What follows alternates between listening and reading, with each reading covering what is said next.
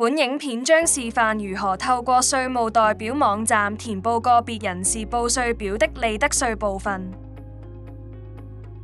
在此頁面，請輸入你的客戶的獨資業務的資料。首先，請說明在本年度內，客戶是否有根據《稅務條例》第20A、20AF、20AX 及或 20AY 條的推定應評稅利潤。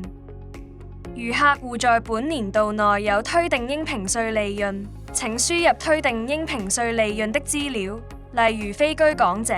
特定目的工具、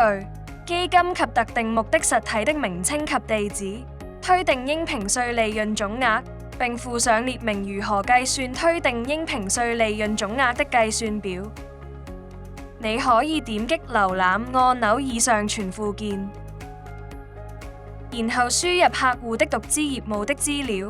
例如商業登記號碼、業務名稱、總入息、營業額、毛利或虧損、帳目所示的純利或虧損、未扣減慈善捐款的應評稅利潤或虧損，和以自僱人士身份付給強制性公積金計劃的強制性供款。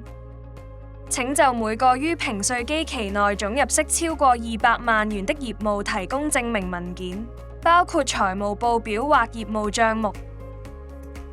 你可以點擊瀏覽按鈕以上傳附件。另外，請說明客戶的業務應否按兩級稅率課稅，是否曾代或與非居住於香港的人士進行交易，是否申索扣除研究和開發開支或環保設施開支或知識產權開支，或是否以從具資格知識產權收入所賺取的利潤申索利得稅寬減。如你的客戶有多於一個業務需填報，點擊更多業務按鈕以輸入額外資料。在利得稅第一個頁面，如果你在此業務應按兩級稅率課稅問題中選擇是，你會看到此按兩級制利得稅率課稅的業務的輸入頁面。你可以在列明有關連實體數目的問題輸入有關連實體的數目。請輸入你的客戶的有關連實體的資料，例如商業登記號碼、有關連實體名稱和填妥聲明。如你的客戶有多於一個有關連實體需填報，點擊更多有關連實體按鈕以輸入額外資料。在利得稅第一個頁面，如果你在本人曾代或與非居住於香港的人士進行交易問題中選擇是，你會看到此申報代或與非居住於香港的人士進行交易的輸入頁面。